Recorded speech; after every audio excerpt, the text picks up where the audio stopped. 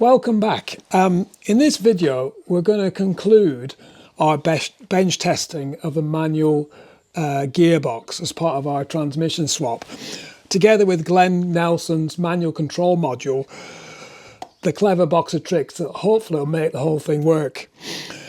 So in the last video we had some issues which we were discussing with Glenn, and Glenn's actually sent us some new software. We've downloaded it with our laptop, and hopefully that should fix all those issues, so and make sure that's all done, and then hopefully we can start looking at clearances of all these elements inside the car. So just to quickly explain what we've connected up in our bench test. First of all, we've got the reverse switch that's geared up. We've got a temperature sensor, a 10 kiloohm temperature sensor for the gearbox, oil temp in theory. We've got the clutch switch, which is a pressure switch based on the clutch being depressed and the pressure in the clutch fluid. We've got the ZF magnetic position switch connected.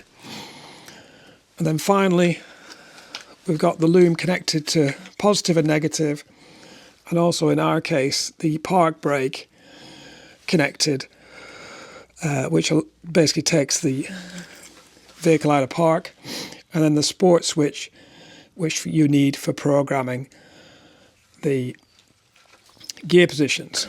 There are various bits that don't need to be connected, all down to the J gate, which for the purpose of bench testing we don't need, but we'll do that in the vehicle.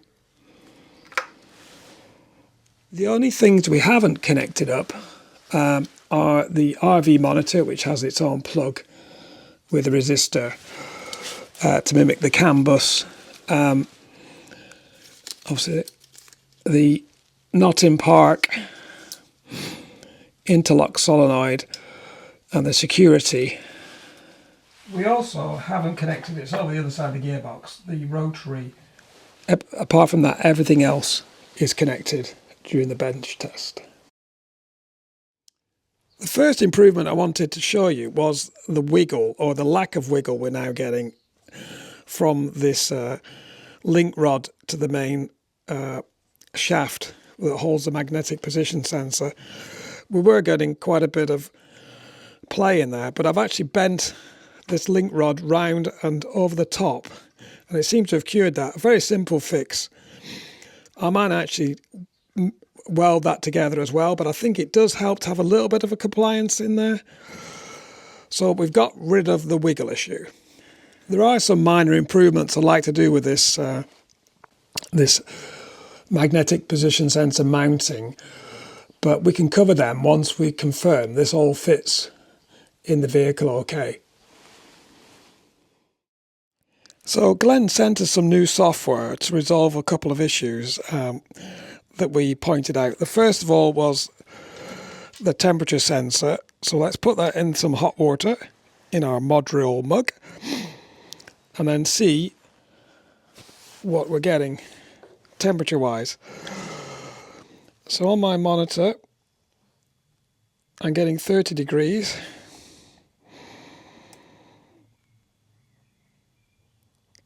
I got temperature 62.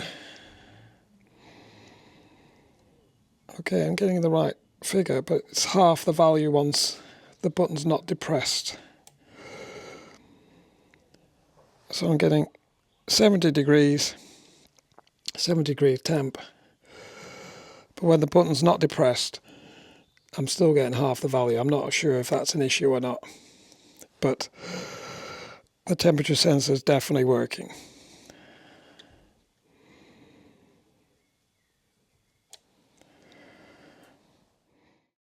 The next thing to resolve was actually the MCM reading when we're in 6th gear.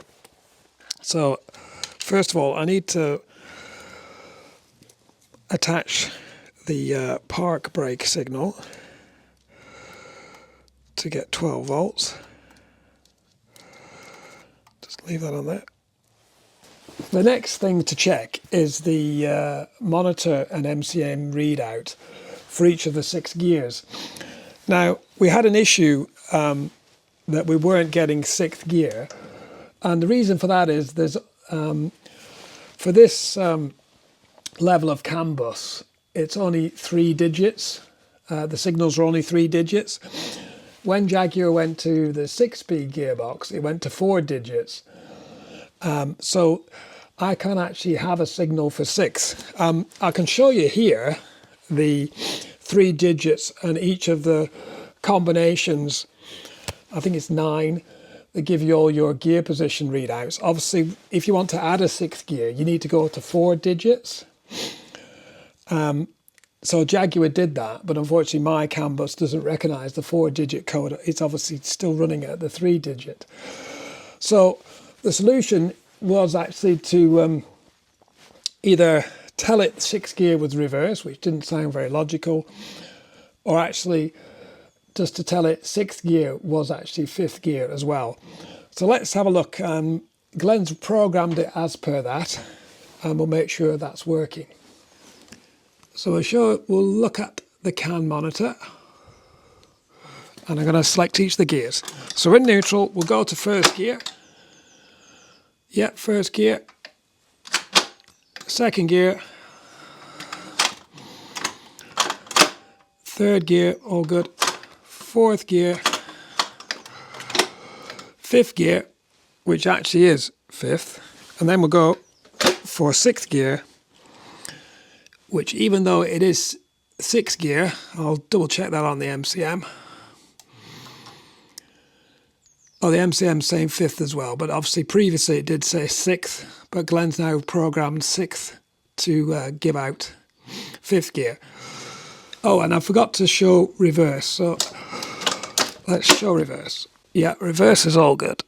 Everybody happy.